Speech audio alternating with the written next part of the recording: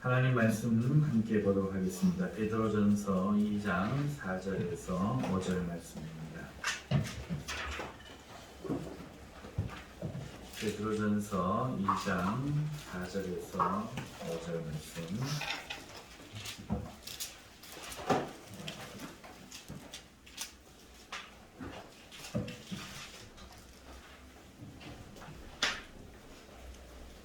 베드로전서 2장 4절에서 5절 함께 봉독하겠습니다. 사람에게는 어린바가 되었으나 하나님께는 택하심을 입은 보배로운 산돌이신 예수께 나아가 너희도 산돌같이 신령한 집으로 세워지고 예수 그리스도로 말미암아 하나님이 기쁘게 받으실 신령한 제사를 드릴 거룩한 제사장이 될지니라. 아멘. 오늘은 본문의 말씀을 가지고 주님을 어떻게 닮을 것인가 하는 제목으로 하나님의 말씀을 증거하고자 합니다. 예수님을 믿고 따르는 성도의 지상 목표가 있다면은 아마도 예수님을 어떻게 닮는가 할 것입니다. 이 열의는 예수님을 사랑하는 만큼 깊다 이렇게 말할 수 있겠습니다. 제게 예전에 친구가 있었는데 말을 참 재밌게 하는 친구가 있었습니다. 그 친구를 좋아하다 보니까 나도 모르게 그 말투를 따라하고 있더라고요. 자주 쓰는 그 용어, 그 말투.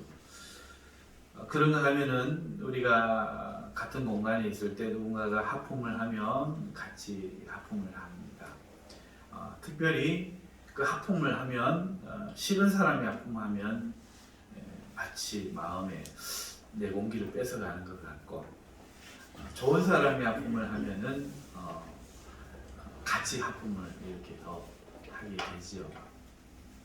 사람을 좋아한다는 것은 서로가 닮아가는 것입니다. 그러다 보니까 부부도 닮아가죠.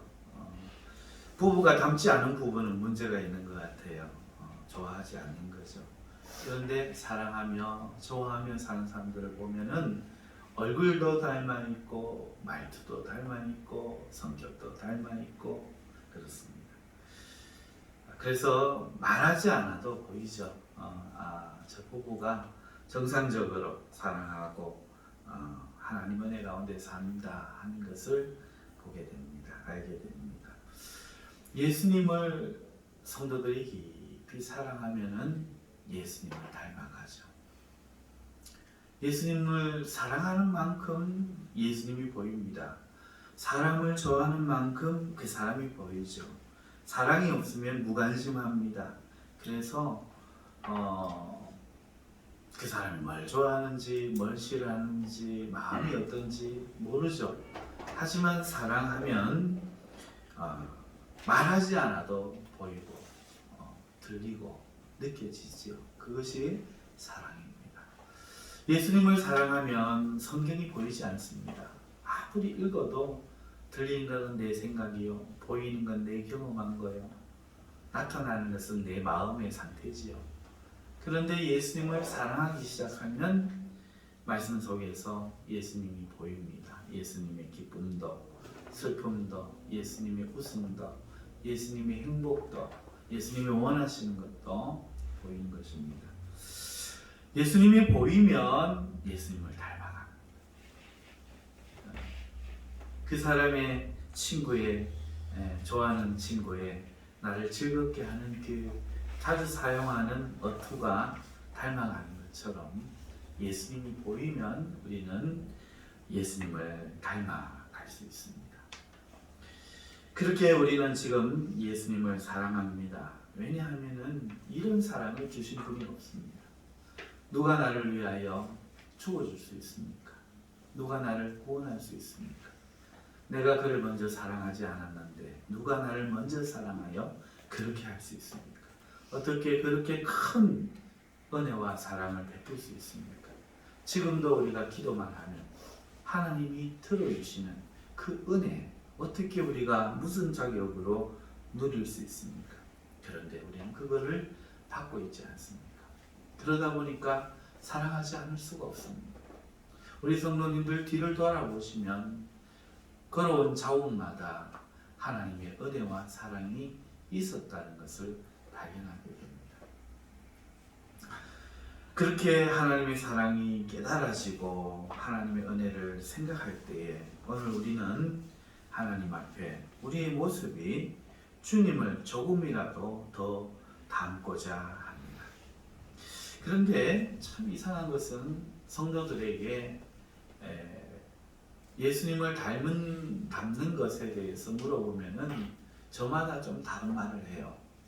그렇지만 되게 조금 비슷한 부분이 있는데 그것은 아마도 예수님이 죄 없으셨다 한 것을 생각하는 것 같아요. 그래서 죄 짓지 않으려고 하는 그런 모습을 이야기하거나 또 예수님의 대표적인 성품인 겸손과 온유하심을 생각하고 또 예수님이 분노하지 않으셨다는 것에 집중해서 늘 착하고 선하게 사는 것을 예수님을 닮는 것에 대해서 생각하는 요소들인 것 같아요. 그런 거는 좀 비슷한 것 같아요.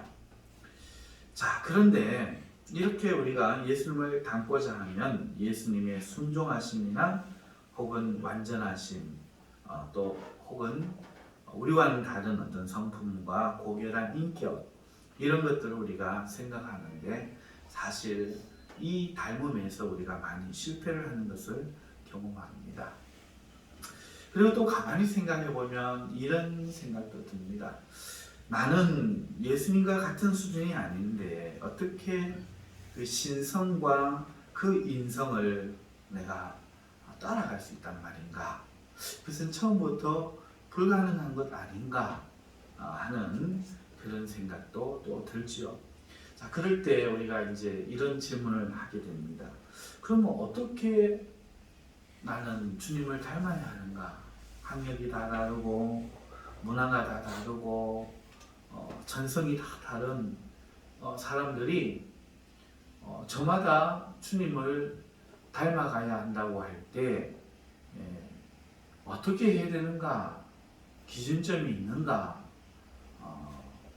주님이 우리에게 말씀하시는 그런 닮음에 대한 성경의 요구가 있는가? 우리가 생각해 보지 않을 수 없지요. 그래서 오늘 저는 이 베드로전서 2장 4절에서 5절의 말씀을 가지고 주님을 어떻게 닮을 것인가 하는 것에 대해서 말씀을 전하려고 합니다. 왜냐하면 이 두 구절에서 주님을 닮는 것에 대한 길을 제시하고 있기 때문에 그렇습니다. 자, 먼저 오늘 이 본문을 보시면은 4절과 5절 내용에 이런 내용이 나옵니다. 사람에게는 버림받았으나 하나님께는 택하심을 입은 보배로운 산돌이신 예수께. 자, 산돌로 보배로운 살아있는 돌 이런 뜻이죠. 예수께라고 말하면서 예수님을 산돌이라 표현하고 있습니다. 그리고 5절에 보면 너희도 산돌 같이 이렇게 이야기합니다. 같이라는 이 말은 무엇 같이 비슷한, 같은, 똑같은 이런 동의어를 사용할 때 이 하는 이야기죠. 산돌이신 예수님 같이 너희도 이러하라 하는 것은 닮아라, 같아져라 이런 뜻이죠. 그러니까 우리가 예수님과 어떻게 닮을 것인가 하는 것에 대해서 말씀하고 있다 하는 것이죠. 그래서 오늘 저는 여러분들에게 두 가지로서 닮아야 된다 말씀을 전하도록 하겠습니다. 그 첫 번째는 예수님이 산돌이신 것처럼 우리도 신령한 집으로 세워짐에 닮아야 된다.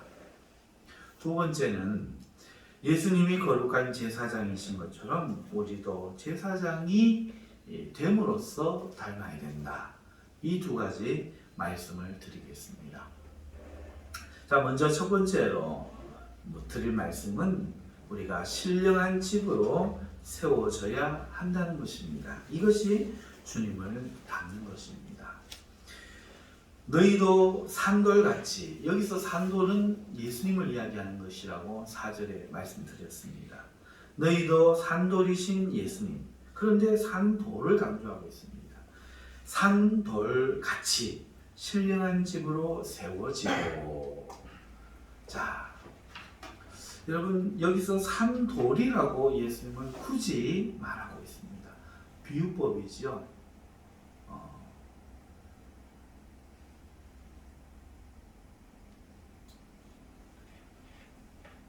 여기서 이 돌이 의미하는 건 뭘까? 이게 참 중요한데, 저마다 생각하는 돌이라는 이미지가 있겠지만, 누구는 들으면서 그 다윗의 물맷돌, 골리앗을 무너뜨렸던 그 물맷돌이 생각날 거고, 또 누구는 들으면서 그 어린 시절 겨울을 건너던 징검다리, 그 돌이 생각날 수도 있겠습니다. 그러나 오늘 본문에서 말하는 돌은 그런 돌이 아닙니다. 오늘 본문에는 그 돌이 나옵니다. 무슨 돌이냐? 6절에서 8절에 소개되고 있습니다. 성경에 기록되었을 때, 보라, 내가 택한 보배로운 모퉁이 돌을 시온에 두노니, 돌 이야기가 나와요.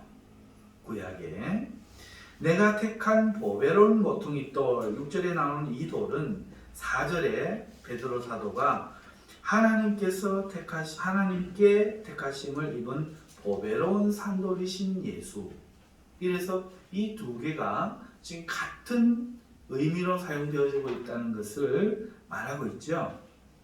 구약에 지금 말하는 보라, 내가 택한 보배로운 모퉁이 돌은 바로 예수 그리스도를 이야기하는 겁니다.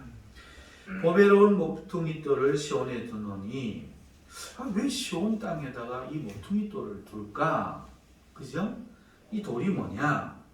어쨌든 이 돌을 두는 이유가 소개되는데, 그를 믿는 자는 부끄러움을 당하지 아니하리라. 여러분, 이 보배로운 돌이 예수님인데 그를 시온에 두는데, 그 돌을 믿는 자, 예수님을 믿는 자는 부끄러움을 당하지 않는다, 이렇게 목적을 말씀하고 있습니다. 금요기도회에 제가 말씀을 드렸지만은, 여러분, 우리가 지금 하나님 앞에 예수님 때문에 부끄럽지 않은 사람, 정죄함을 받지 않는 사람인 것을 믿는 것이 믿음의 기본인 것을 우리가 꼭 믿어야 됩니다. 오늘 이 자리에 있으면서 나는 죄인이다, 이렇게 생각하시는 분은 예수님을 믿는 게 아닙니다. 여러분, 혹시 좀 부끄러운 삶이십니까? 그래서 오늘 예수님께 부끄러운 사람이라고 생각하십니까? 그러면 여러분 예수님 믿는 게 아니에요. 여러분 오늘 삶에서 부족하셔서 하나님 앞에 지금 나오기가 혹시 부끄럽다고 생각하시는 분 계십니까? 그렇다면 예수님을 믿는 게 아닙니다.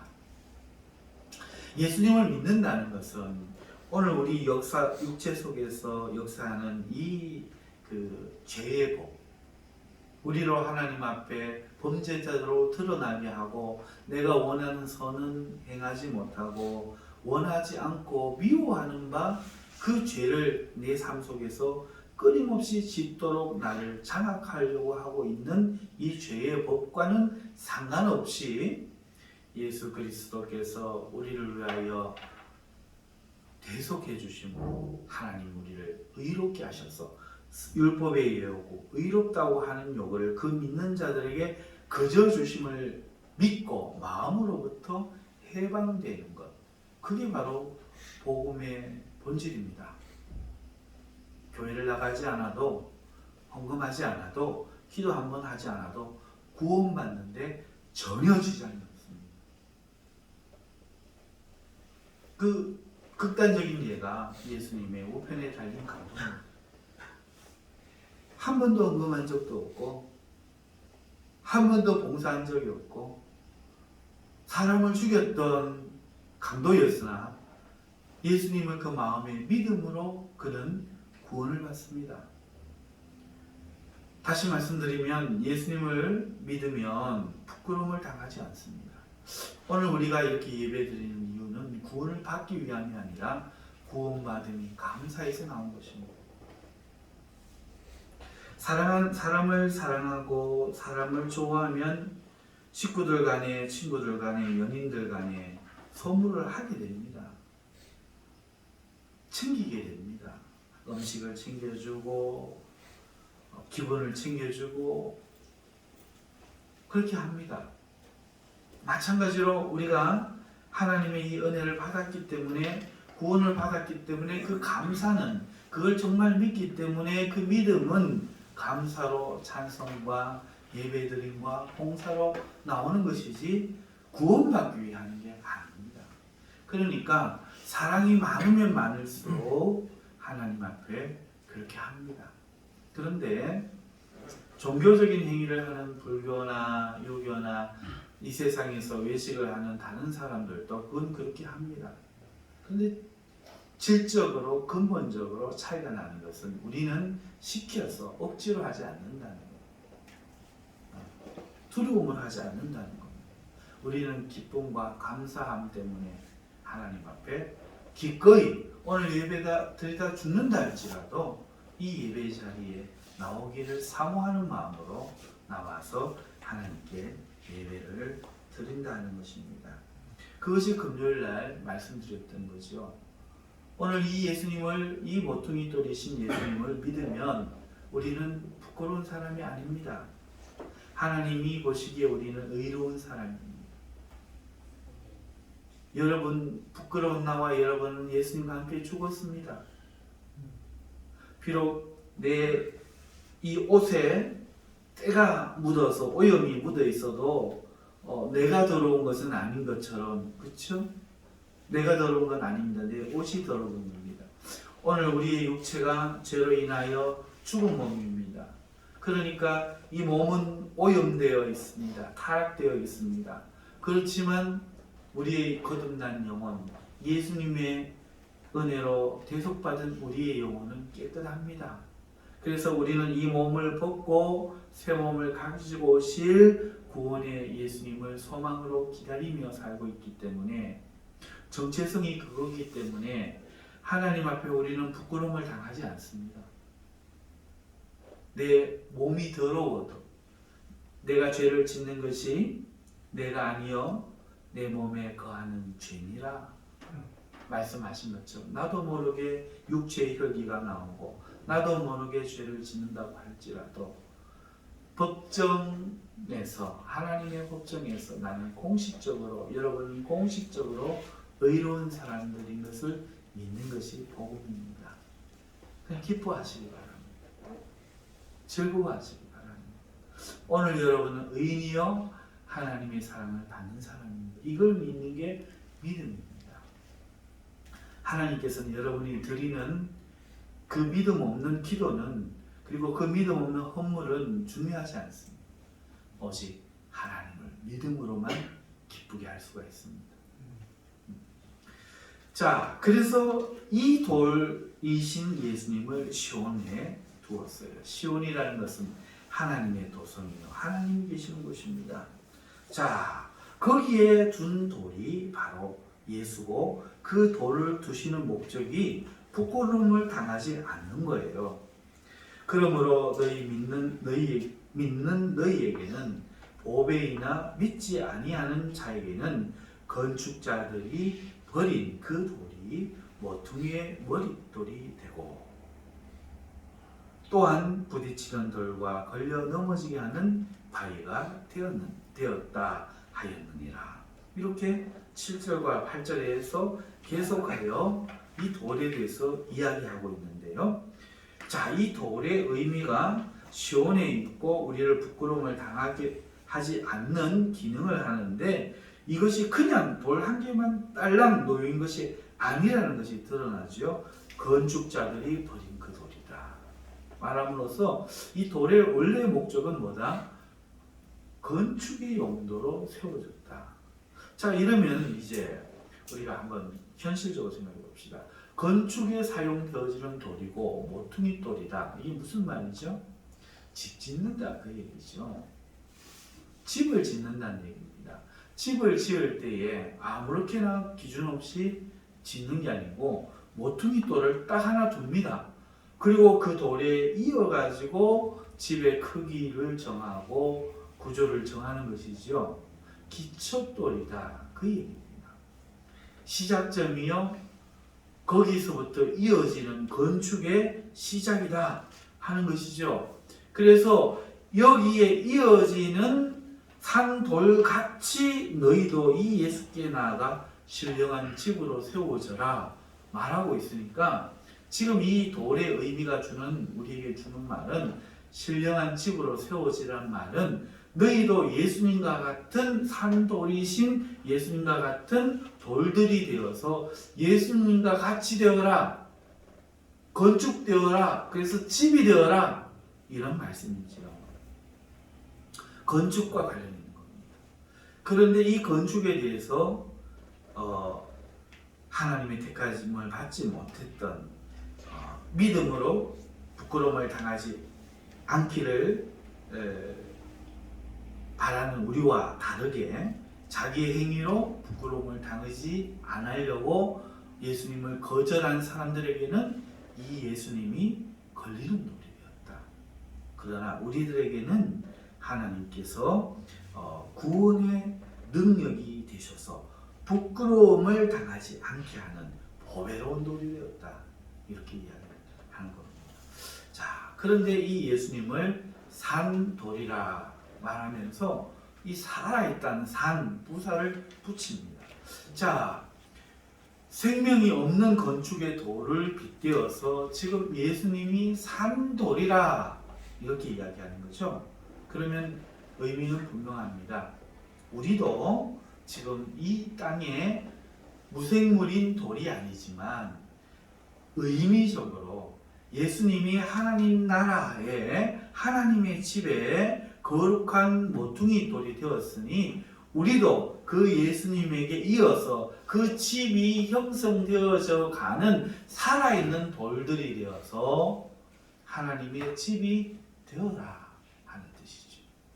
자, 이 이야기가 이 의미가 분명하게 깨달아진다면 다시 한번 이 말씀을 보십시다. 사람에게는 버림받아 되었으나 그래 자기 행위로 하려고 하는 사람들에게는 아유 공짜가 어디 있어? 그냥 어떻게 구원받겠어?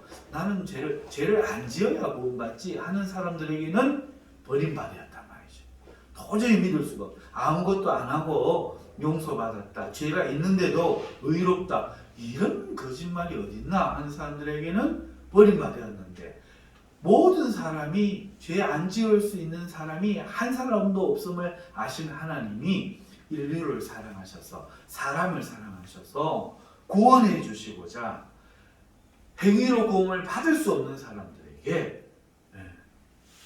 그저 구원받을 수 있는 길 열어주셨는데 바로 예수 그리스도죠. 그래서 그 예수님이 오늘 우리가 믿음으로써 그 예수님을 통하여 우리가 신령한 집으로 세워져야 되는데 사람에게는 버림받았으나 하나님께는 이렇게 택하심을 입은 보배로운 산돌이신 예수께 우리가 나아가 너희도 산돌같이 이 예수님 같이 똑같아져라 닮아라 이거죠. 같이 해라 산돌같이 신령한 집으로 세워지고. 자, 예수님을 어떻게 닮느냐? 산돌같이 예수님과 함께 신령한 집으로 세워지는 것에 닮아라 이야기하고 있는 거예요.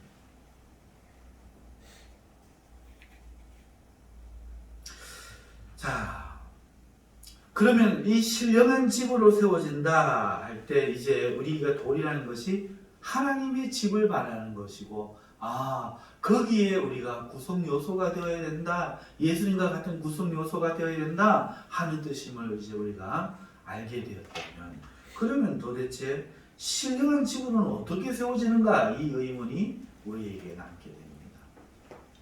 이 말이 하나님의 집으로 건축되라는 얘기구나. 한 단순한 이야기인 것을 설명을 통해서 깨달았다면 이제 우리의 질문은 그럼 어떻게 신령한 집으로 지워지지? 라고 우리가 묻게 되는데 그것은 바로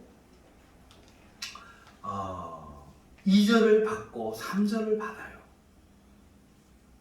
다시 말해서 우리 2절과 3절을 보면은 갓난 아기들 같이 순전하고 신령한 젖을 사모하라. 이는 그로 말미암아 너희로 구원에 이르도록 자라게 하려 함이라. 2절에 말씀하고 있어요.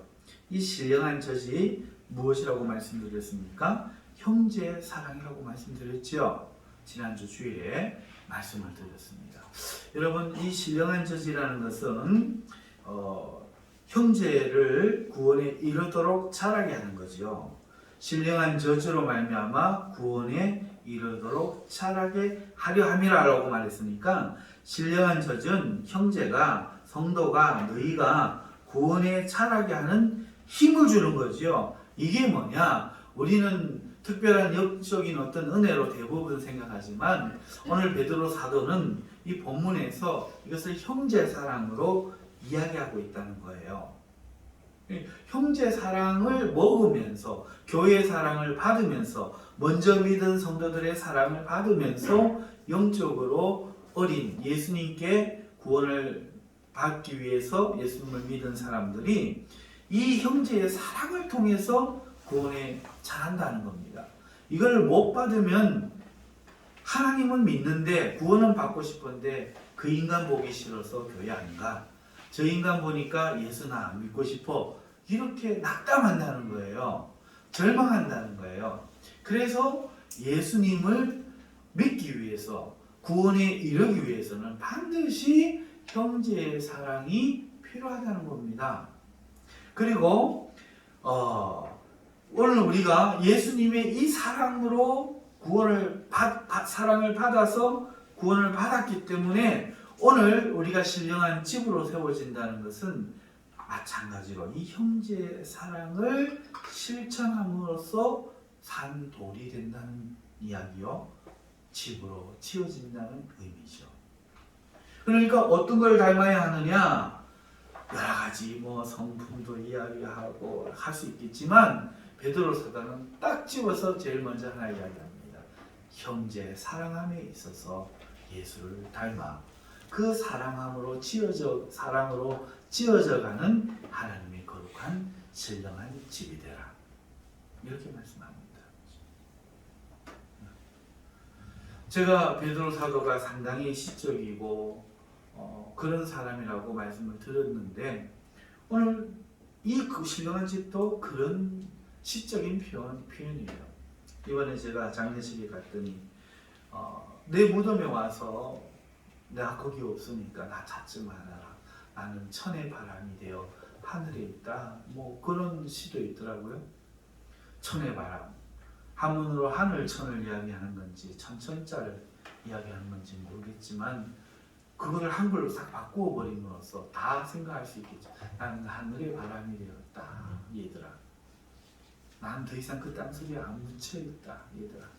거기 나 없다. 얘들아. 하는 그런 의미인지 나는 하늘의 천개의 바람이 되어서 네가 가는 곳마다 함께 있을 테니 얘들아 너 혼자 아니야 말하는지 우리는 알 수 없지만 시인은 그렇게 표현하고 있는 거죠. 오늘 우리에게 신령한 집이 되어라 라는 이 말씀은 바로 이 형제 사랑의 그 집을 그 형제 사랑이 얼마나 신령한 것인가 하는 것과 그리고 그 하나님의 나라가 이 형제 사랑으로 지어지는 이 집이 바로 사랑의 집이라는 것을 표현하는 것이죠. 오늘 우리는 이 형제 사랑의 모퉁이 돌이 되신 예수님과 같이 형제 사랑의 돌들이 되어서 신령한 집으로 지어질 때 이 집에서 많은 사람들이 절망하지 않고 떨어지지 않고 교회를 욕하지 않고 하나님을 찬송하게 되고 영혼의 구원을 받고 잘할 수 있다는 것을 고백해야 될 줄로 믿습니다.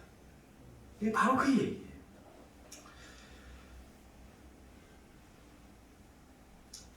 예수님이 우리를 사랑하실 때 어떻게 사랑하셨나?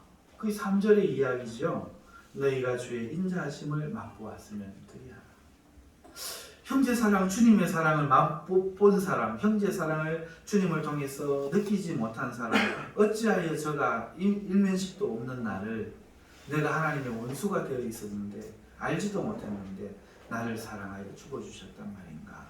이 큰 구원의 길을 열어주셨단 말인가? 값없이 주신다는 말인가? 깨닫는 사람, 그걸 맛본 사람이라면 주님에게 관심을 가질 수밖에 없고 그 주님을 사랑할 수밖에 없고 그 주님처럼 자기도 되고 싶은 마음이 들 수밖에 없는데, 그러면 우리는 신령한 집이 되고 싶고 나도 그렇게 하고 싶다 이런 생각이 들 수밖에 없는데, 그런 생각이 드는 사람은 바로 예수님을 생각해 보라는 거예요. 어떻게 신령한 집이 되는가? 예수님은 자기의 권리와 이익을 버리셨어요. 형제 사랑은 그냥 되는 게 아니라는 거죠. 예수님이 천국의 보좌에 그냥 앉아서 말로만 사랑해 했다면 우리는 구원을 받을 수가 없었습니다. 그는 하나님이라는 자기의 이름과 그 보좌에 앉아서 영광을 받으시고 섬김을 받을 그 권리와 또 그렇게 계심으로써 누리게 될 평안과 이익들을 다 버리시고 죄인의 몸, 육체의 몸, 피조물의 몸을 입고 말구유 마국간에 태어나셨어요.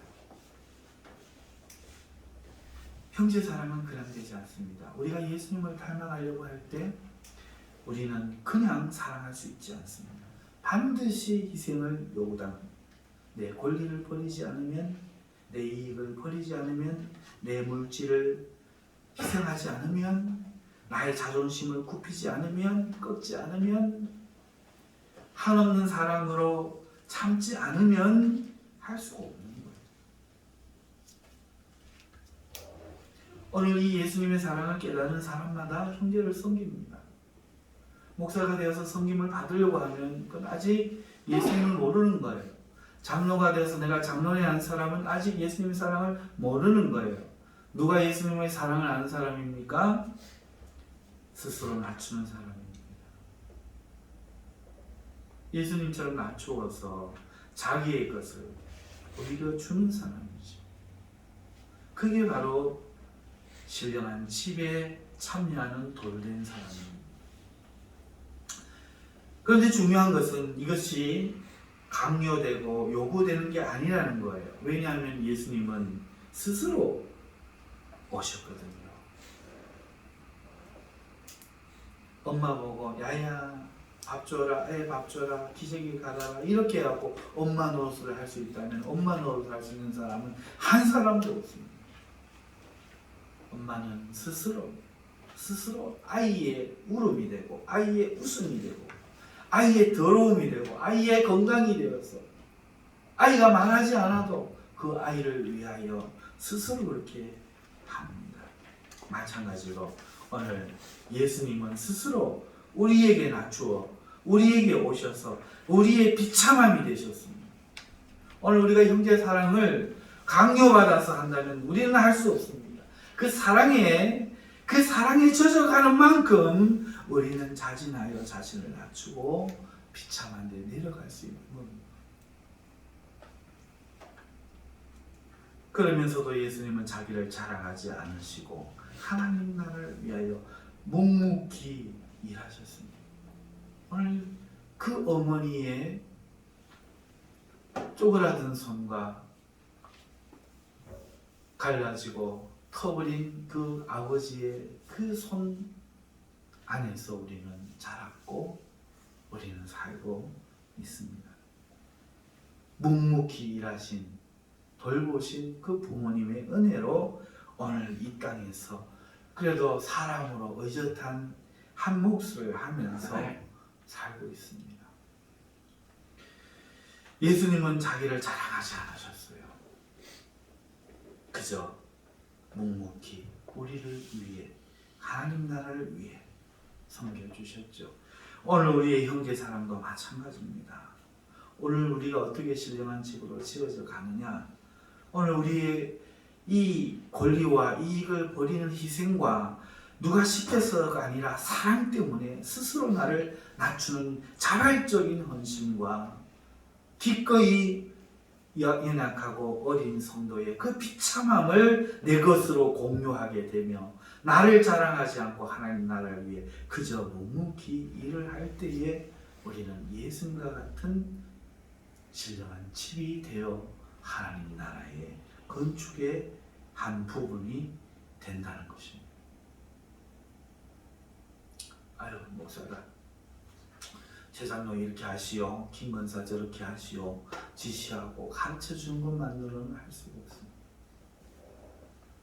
목사가 되면 누구보다도 자기를 낮춰야 되고 누구보다도 섬기고 그 비참함이 내 비참함으로 그 고통이 내 고통으로 인식해야 되고 그래서 그를 위하여 자기를 희생해야 됩니다.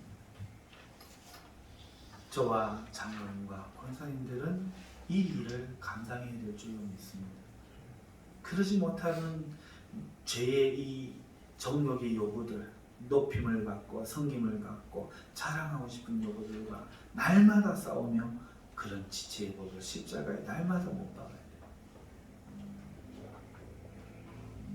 그렇게 함으로써 우리는 거룩한 산돌이신 예수님 모퉁이 돌 옆에 우리는 기대어 하나님의 집으로 세워져야 할 줄 믿습니다. 그렇게 주님을 닮아야 할 줄로 믿습니다. 두 번째는 그러면 우리는 어떻게 이제 또 예수님을 닮아야 하는가?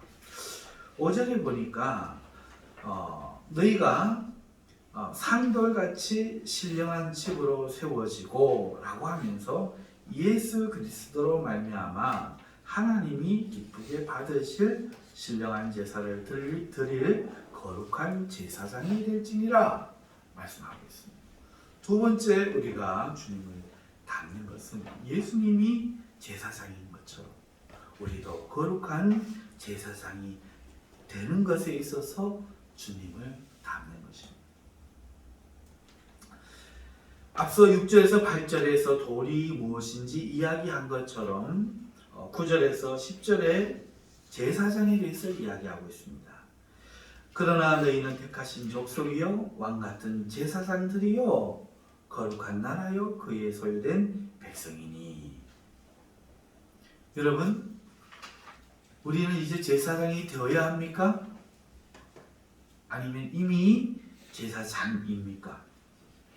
예, 그렇습니다. 이미 우리는 거룩한 제사장이라고 말씀하고 있다는 거예요. 제사장의 역할이 뭘까요? 오늘 본문에는 우리가 이미 제사장인 것이 9절에 소개되고 있는데 신령한 제사를 드릴 거룩한 제사장이 될지니라 5절에 요구하고 있습니다. 그렇다면 이 신령한 제사는 뭐예요?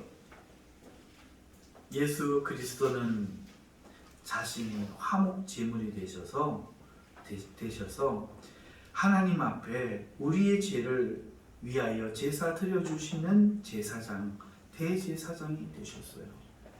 그러니까 예수님의 그 희생, 화목 제물이 되시는 그 희생처럼 오늘 우리도 다른 성도들이나 형제, 자매들의 그 죄를 위하여 오늘 내 형제 사랑하는데 들어가야 하는 그런 희생과 그런 헌신을 통해서 하나님과 그가 화목하게 하는 일, 그 일에 우리가 섬기는 것이 제사장이 된다는 거죠.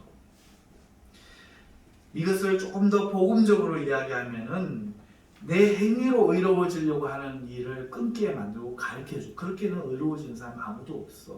네가 온전해져서 하나님이 널 사랑해 줄 거라고 기다린다가는 죽는 날까지 할 수가 없어. 아무것도 안 하고 여기 왔는데 방금 전까지 죄 짓고 왔는데 예수님만 믿으면 의로워진다는 이 진리를 너는 믿어야 돼 라고 말하면서 하나님과 그 사람의 사이를 예수 그리스도를 통한 화목 제물의 제사의 자리가 되도록 그 역할을 함으로써 복음을 전함으로써 복음을 말해줌으로써 깨닫게 함으로써 거룩한 제사를 감당하는 제사장이 첫 번째 되는 것이고, 두 번째는 거룩한 집이 되는 것과 마찬가지로 자기 희생을 통해서 그 일을 감당해야 된다 하는 거죠. 그가 나의 사랑을 통해서 교회에서 실증을 내고 염증을 내고 떨어져 나가도록 버려두지 않고 그의 삶에 밀착해서 그의 비참을 나의 비참함으로, 그의 눈물을 나의 눈물로 만들고, 나의 웃음을 그의 웃음 되게 하고, 나의 기쁨을 그의 기쁨 되게 하고, 나의 권리를 그의 권리 되게 함으로써 우리는 그가 하나님께 화평하게 되는 이 거룩한 제사, 죄를 사함받고 구원을 얻게 하는 이 제사의 기능을 감당하는 제사장이 된다는, 여기에 주님과 같아라 이 이야기죠. 할렐루야. 오늘 우리는 이미 제사장입니다. 이 일을 함으로써 주님처럼 되어라, 주님과 닮아라 하는 거죠.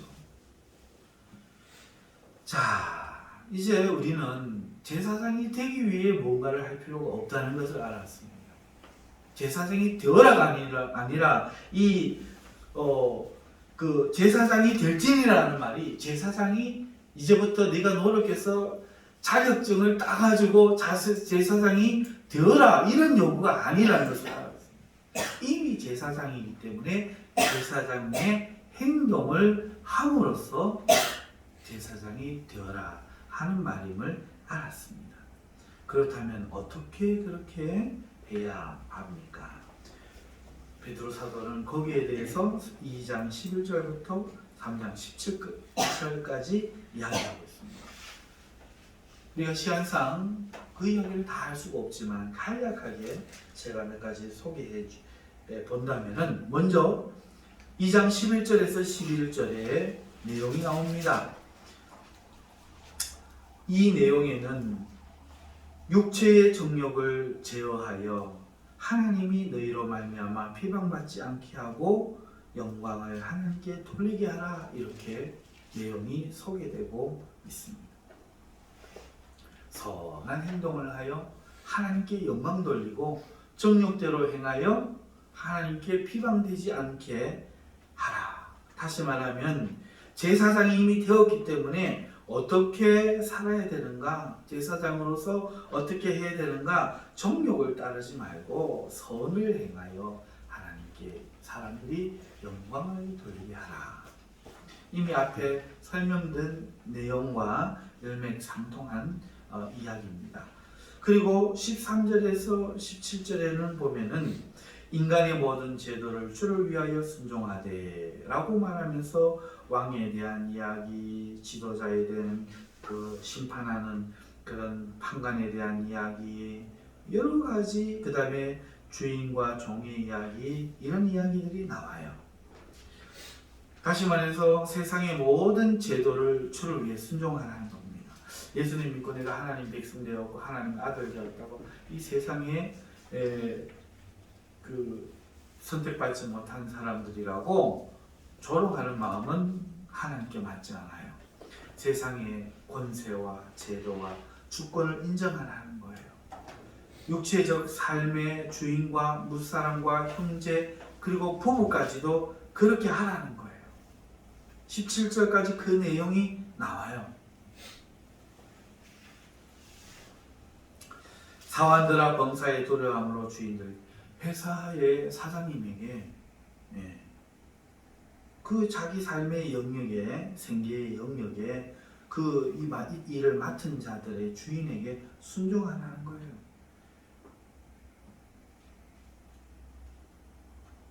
3장에 넘어가면은 아내들아 남편에게 순종하라 말하는 거예요. 7절에 가면 남편들아 이와 같이 지식을 따라 너희 아내와 동거하고 그를 더 연약한 그릇이요 또 생명의 은혜를 함께 이어받을 자로 알아 귀히 여기라, 이렇게 말씀하는 겁니다. 남편에게 순종해야 돼요. 그리고 아내를 사랑해야 돼요.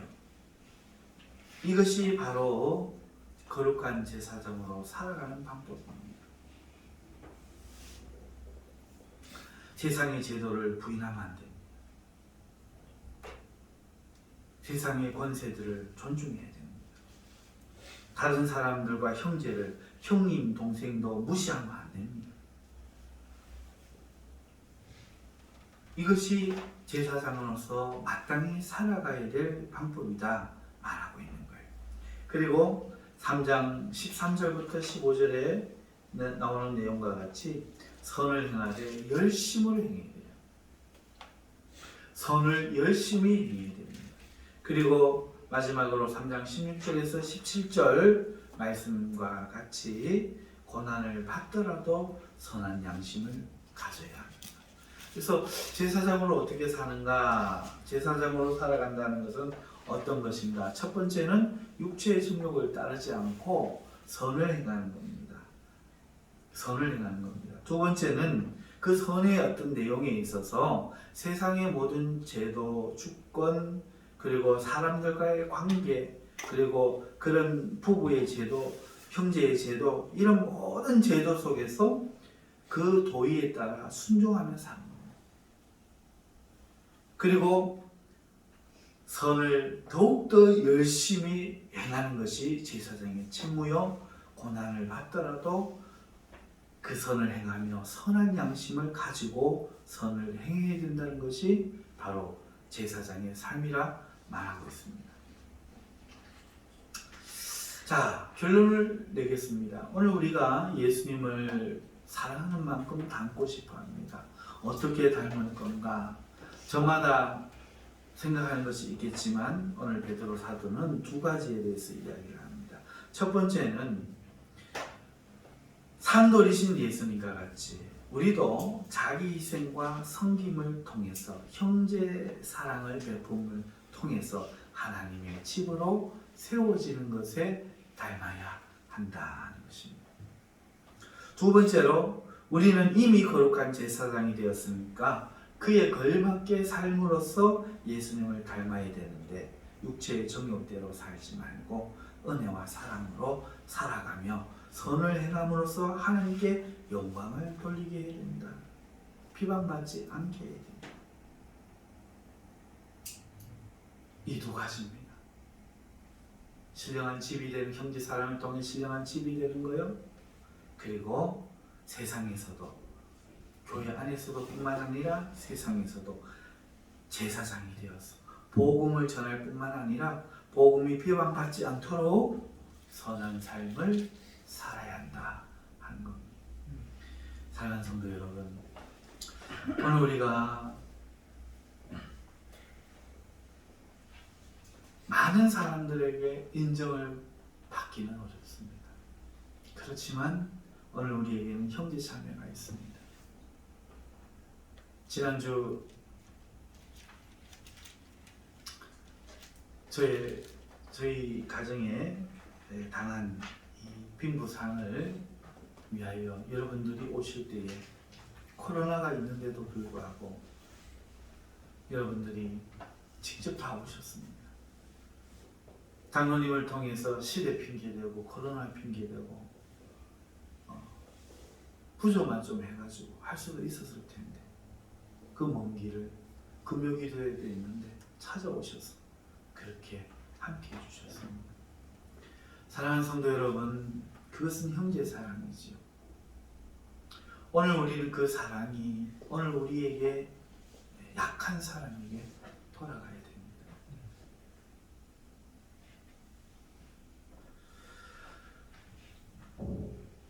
오늘 박경배 성도님이 어제 아래 세명병원으로 이제 간병인실로 오셨습니다.